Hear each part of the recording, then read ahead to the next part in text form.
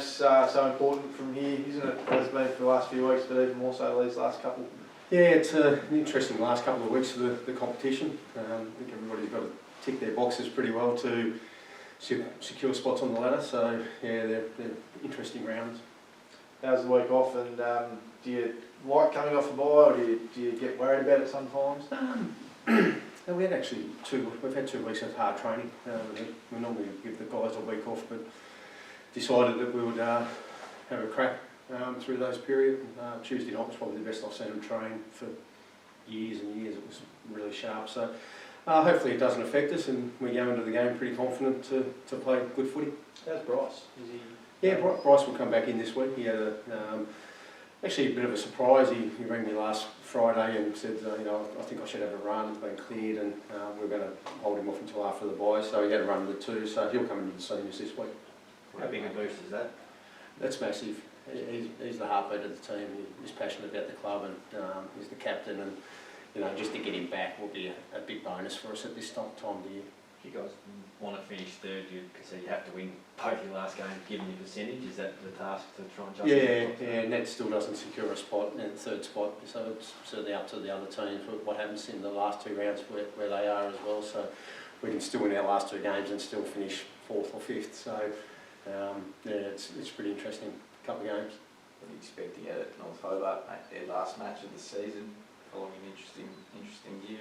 They'll come out firing. Yeah, it's probably, you don't want to play a team with a bye in the last week, and they put everything into the last game. They certainly will want to go into the pre-season having a good account of themselves on the last game. So you'd certainly like to see them have another game and not this be their final game of the year.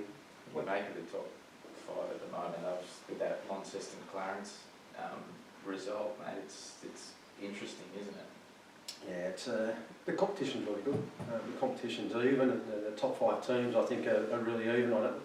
I think last year North Hobart were way out in front, but I think that's even up a lot this year. And I think anyone in the top 5 can have a crack at it. I think finishing 4th and 5th, it's a bit tougher because you've got to play four good games against 4 good teams to get there. But I think anyone can do it at the moment. So what's the thoughts around the club about potentially moving back to the Cats, mate? Obviously you guys have only known it as Bombers in your time. What's the talk like? Look, the talk's been there for a long time because it got changed, and I don't think the process of getting it changed was real good back in the day. It hasn't been talked about at the club at all. It's always there in the background because you've got people that play for the Cats and around the club. So look, one way or the other, it's not a big. The history of the club's not that big, and we haven't won 10 premierships under the Bombers or 10 premierships under the Cats. So the history's not massive. I think if it gets changed, it gets changed. If people feel strongly enough about it, it will get changed. If they don't, it won't. And I don't think it's going to matter to too many people. The big thing is you've got 400 players from juniors through to seniors that are Bombers. That may be the challenge. When you look at North Hobart's last couple of results, it may appear that they're coming towards the end of the season and might be ready to go, but you have to employ on your guys that you just can't expect to roll up and record 150 points. Well, we probably thought that was going to happen after the first quarter against the Tigers, and we found out that if you don't play your brand of footy, it's not going to go the way you want it to. They're a young team, so you've got to try and take a bit of enthusiasm out of them first up and play good footy. If we can do that, then we should get on top of them. But what we know is if it's their last game, they want to finish the season off strongly. And when you've got a group of talented kids, you don't know what's going to happen. They come out and have a crack and do some special stuff sometimes. So we've always just got to be aware of that. Pleased it's here.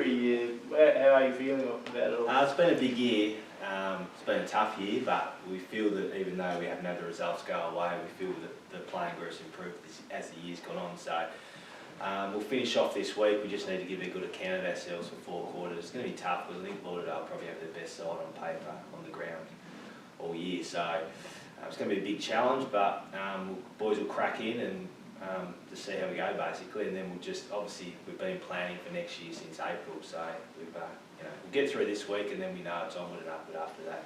You go the boys a big week on the track after that Glenorchy loss. how's it been this week? Obviously there was a patch there where you went alright, and then obviously the scoreboard didn't reflect at the end of the day though. No, I mean, we played 5 minutes, kicked 4 goals in 5 minutes. This week's been slightly different. We've done quite a bit of boxing, just to get them off their legs for a little bit, because it has been a big, heavy workload for the majority of the group. So this week, fresh them up, a bit of skills, a bit more vision of training, and some boxing. So tonight will just be a normal captain's run. So nothing will change in terms of tonight's training, what we've done all year, but we just have to give a good account of ourselves just to finish the year off. If you could sum the season up in a few sentences, mate, could you? What would you say? Well, this might sound a bit nasty, but to the people that said we wouldn't field a side back in February, well, we've done that every week. Obviously, our performance, looking at the paper, it's not great, but we know as a club, things off field are in a really good space, good shape. You know, the board's done an unbelievable job. You know, they've taken over the club, and unfortunately was left in a fair bit of debt.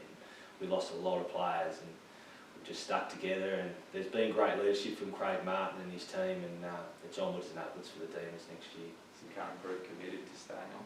Yeah, I mean, obviously last year there was a lot of guys that left, and this year, I mean, they're all young and they're all very keen, and you can't just judge from body language, but they are. It looks like they're fully invested, and I'll be pretty disappointed if we had the amount of blokes walk out next year that happened last year. So, you know, they're a committed young group, and I mean, obviously with the signing of Garland, these guys want to learn off him, and you know, we've been recruiting really hard in the background all season, so we think we've got a few things in place that'll make us really go upward next year.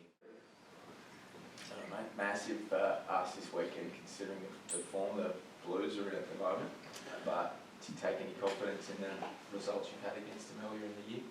Yeah, you know, obviously we do from the win in I think round 3 or 4. Whenever we went up there, they smacked us by about 90 points, which was probably one of our more disappointing performances of the year. But geez, a lot's changed since we played them the last time. You know, they've flipped a few things around. You know, Timmy Auckland comes into the side, Hamish Leedham rolls forward, so there's a tough cover.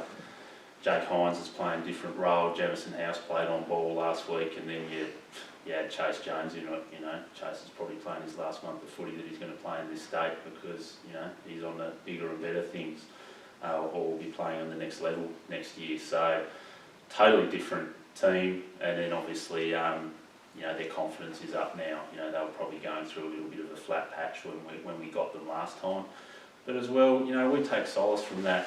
Like, we went in there, the last time we played them was the week after Ryan Matthews got injured, MD was out, Hugh Johnson didn't play as well. So, you know, on paper, we probably feel like it wasn't one of our stronger teams.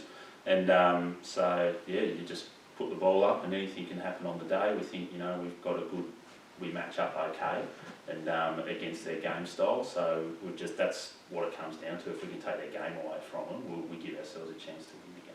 I think we've asked you about Mitch Carter leaving, or what your thoughts on that. How big a blow is that going to be, mate, and trying to find a replacement for him, I suppose? Yeah, so from the start, obviously Mitch was there the year before I got there.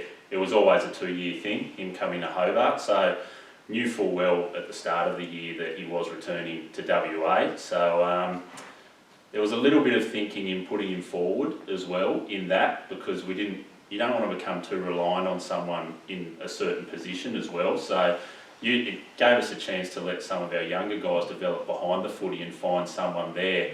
But you know, Mitch can play anywhere, so it's become a crucial cog for us going forward. So, you know, we did have to change our structure, especially when Cooper Sorty went down. So massive loss, because, you know, he's been our vice captain this year. You know, he's part of the leadership group, best and fairest winner last year, state rep. So, you know, it's a pretty tough resume to fill for someone coming in. But, you know, we let guys move on. You know, if he's got to go home for work, for family, things like that, you never hold anyone back. You know, we just thank him for the service that he gave to the club. And, you know, he's a class person, Mitch. So, yeah, he'll move on, and we'll just have to try and replace him. You spoken to any of your current list about next year yet? Yeah, everyone's re-signed except for Mitch. So we started that process probably about a month ago with our with guys who played senior footy this year, and that's also been flowing down into our Mercury Cup guys as well. So, you know, we wanted to get that process started nice and early. So yeah, that's all locked away, which is exciting and good for the club. So now we can attack, instead of worrying about retaining our current list, we can attack the off-season with looking to see who might be about to bring in or start talking to other players. How important is that? Obviously, you've had generally Tigers have struggled to retain some players year after year. I guess you feel as though this will be the start of some continuity that you can then add what you need rather than fighting to keep what you've got. Yeah, exactly. I think, you know, I was talking to someone the other day, I can't remember, you know, I got the job, might have been the first week of November, and there's 50 phone numbers, ring up and see if these blokes are staying. So it's just good to have that surety that guys have bought into the program and brought into what we're trying to build. And, you know, so yes, there's some good players there who, you know, are going to get offers from lower levels that, you know, we can't probably match financially.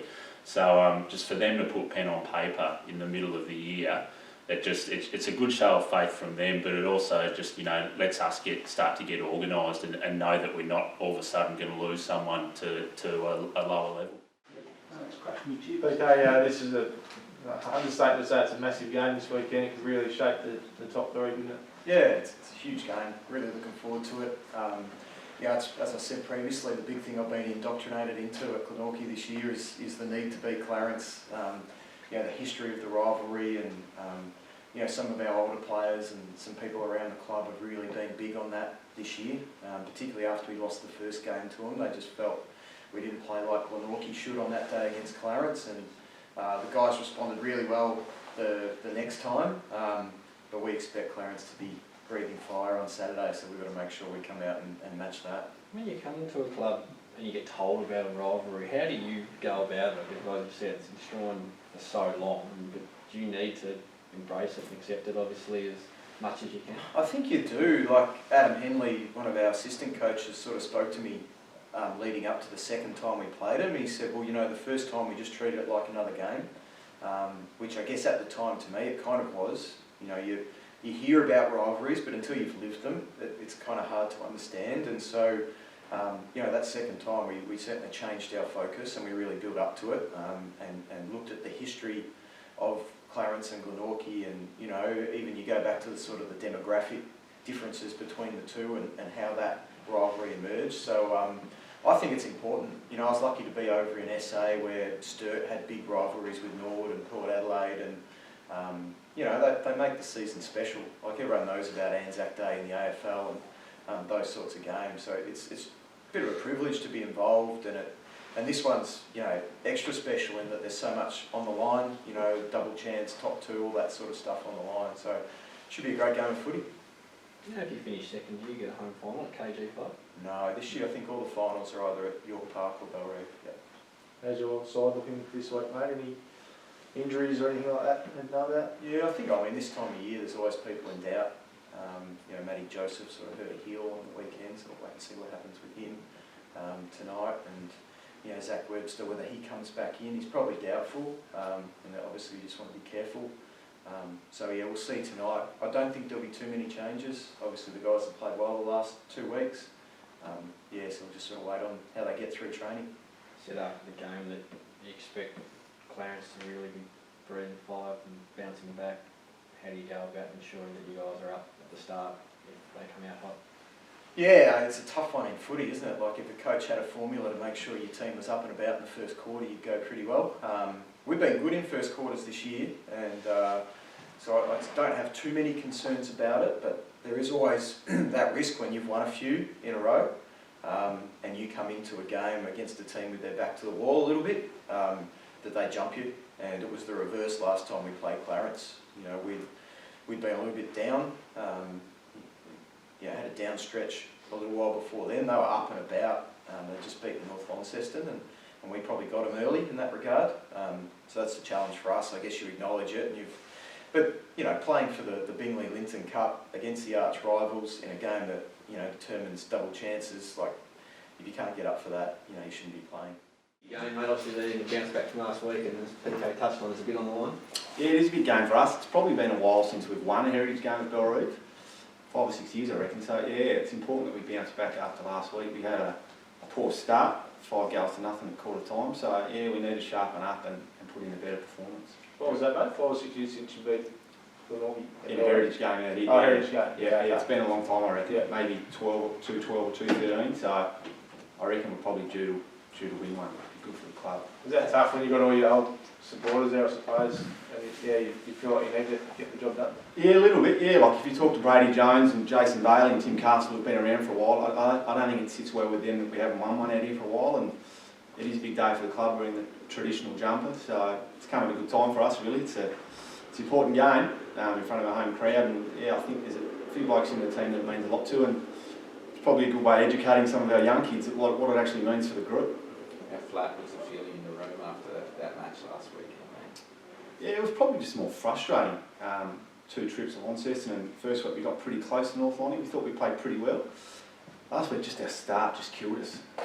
Our second half was a bit better. We were able to sort of execute on our game plan, but first quarter just got away from us. And Launceston certainly aren't short on talent, and we just couldn't quite get on top of them and allow them to play their game style. Hopefully, we've learned from that, and we think we can make some improvements on this week. You said you'd learned from that, but I guess how vital a lesson was that heading into one of the closest final series? Yeah, you'd obviously like to win, but we certainly took a few lessons away.